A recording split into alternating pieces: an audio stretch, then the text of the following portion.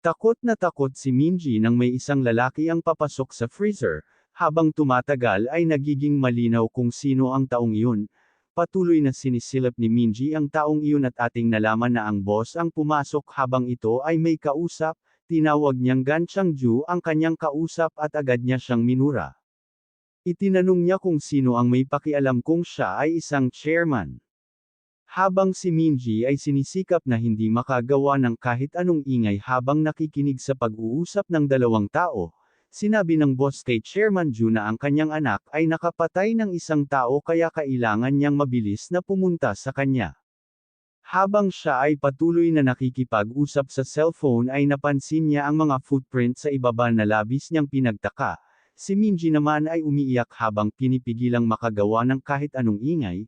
Habang patuloy sa pakikipag-usap ang boss ay bigla siyang inatake ng security guard na inakala nilang patay na. Sinabi niya sa kanya na siya ay buhay pa din pagkatapos siyang masaksak. Dagdag pa niya na mukhang siya ay malakas, at makikitang sinaksak niya ang security guard sa ulo. Ayon sa boss na sa susunod ay dapat siyang mag-ingat sa kanyang babanggain. At sinaksak siyang muli sa tiyan, lalo namang umiyak si Minji dahil sa kanyang nasampungan. Nakikita naman sa cellphone ang pangalan ni Chairman Ju ng Juyong Construction.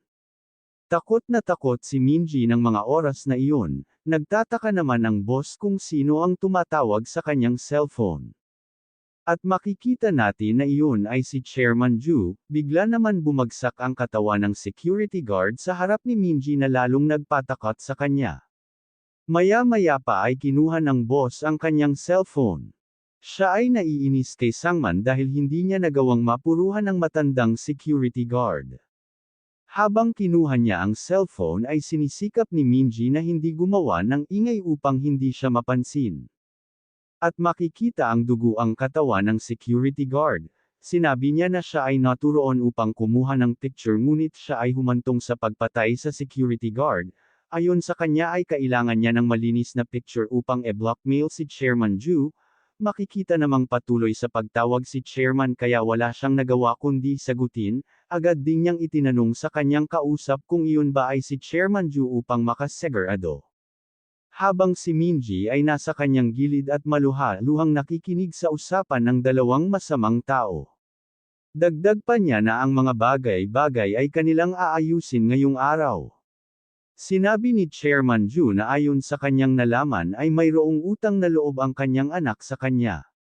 Dagdag pa niya na mag-uusap sila ng personal, agad namang pumayag ang boss dahil sa tingin niya ay mabuti iyon.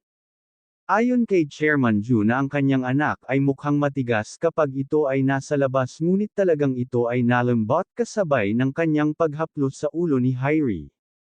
Makikita namang takot at pinagpapawisan si Hairi, sinabi ni Chairman Ju na ang pangyayaring iyon ay nagbigay ng trauma sa kanyang anak, at nakangiting sinabi niya na ang mga bagay-bagay ay magiging okay. Sinabi din ni Chairman Ju na dahil ito ay masamang publisidad upang mamagitan sa mga gawain ng mga bata, iminumungkahi niya na magtungo sila sa negosyo ng hindi naglalaban ng isa't isa. Dagdag pa niya na ang mga bata ay normal na nakakagawa ng mga pagkakamali, na sinang-ayunan ng kabilang partido, at nilinaw niya na may isang bagay pa bago silang mag-usap ng personal at galit na sinabi na wag siyang magtigas-tigasan dahil siya ay sangkot sa ginawa ng kanyang anak. At agad siyang minura, dagdag pa niya na meron siyang isang oras upang pumunta sa kanyang ipinadalang lugar at dapat siyang pumunta ng mag-isa at kukunin niya ang 2 milyon na gramo dollar. Nilinaw din niya na dapat ay walang polis o kahit mga bodyguard. Sinabi din niya hayaan siyang gawin kung ano ang hiniling ni Chairman Ju at makakuha ng karapatan sa negosyo. Pinaalala din niya na mayroon na lamang siyang isang oras si Chairman Ju upang pagpikita at kanyang ipapadala ang location ng kanilang pagkikitaan kung siya ay bumabiyahe na.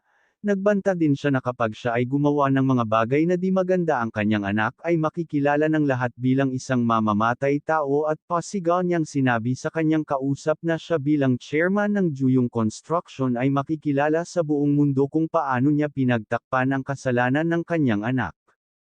Itinanong ni Hairi sa kanyang ama kung sino ang kanyang kausap. Makikitang pinutol na ni Chairman Ju ang pag-uusap at sinasabi sa kanyang anak na magiging okay ang lahat, dagdag pa niya na gagawin niya ang lahat para sa kanya kaya wag na siyang mabahala. Itinanong ni Minji kung paano kung sakaling sila ay blackmail ng lalaking iyon. Itinanong din niya ang patungkol kay Minji, nang may isang bodyguard ang lumapit na sinasabing ang kanilang sasakyan ay nakahanda na. Sinabi ni Chairman Ju sa kanyang anak na siya ay tunay na matikas sa kabila ng kanyang edad. At ipinapakita ang mga picture nilang dalawa na magkasama. Tumayo si Chairman Ju at sinabi sa kanyang anak na siya ay ang panganay na anak ng family. Dagdag pa niya na dapat niyang ingatan ang kanyang sarili at makikitang kumaway siya sa kanyang anak upang umalis. Maluha-luha naman si Hairi na kumaway ng kamay at sinabi na mag-iingat siya sa kanyang pag-alis. Makikita naman na mukhang galit si Chairman Ju habang nakasunod sa kanya ang kanyang mga bodyguard. Tinawag niya ang kanyang kanang kamay na si Nam at iniutos na mag-cash out siya ng 500 million won ngayon din. Na agad ding sinunod ni Nam, at makikitang umuulan at sa loob ng freezer ay naroon ang lalaking iyon at makikitang siya ay nawala ng signal. Ipinahayag niya ang kanyang pagkainis sa lugar at panahon ngunit sinabi din niya na mas mabuti na iyon dagdag pa niya na hindi kailangan kunin ang mga nakatalagang trabaho, habang si Minji ay patuloy na nakamasid sa kanyang likuran at sinisikap na hindi mapansin. Habang ang boss ay sinasabi niya na dapat siyang mas mag-iingat sa susunod, pinagmasdan ni Minji ang lalaking habang lumalabas at siya ay naging kampante sa pag-aakalang siya ay hindi mahuhuli. Nang nasa labas na ang naturang lalaki ay napamura na lang siya dahil sa sama ng panahon, ipinahayag niya ang kanyang pag-aalala para sa kanyang sinusuot na pantalon dahil ito ay bago. At kanyang inaalis ang iilang patak ng ulan na napupunta sa kanyang pantalon, ngunit habang pinapagpag niya ang kanyang suot na pantalon ay kanyang nakita sa loob ng freezer si Minji na nakatitig sa kanya.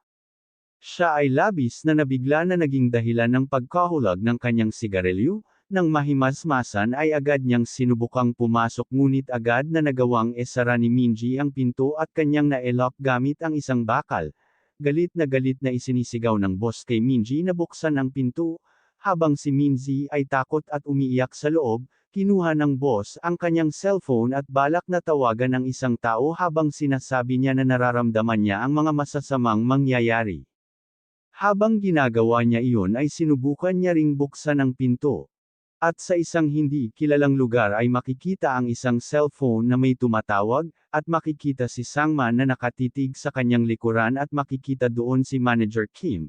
Ito ay galit na nakatitig sa kanila na may intensyong pumatay, at pinakita ang larawan ni Sangman nung siya ay ni-research ni Kim na nagpapatunay na siya ang lalaking iyon na nagtapon ng cellphone ni Minji. At agad silang tumayo upang kumprontahin si Manager Kim.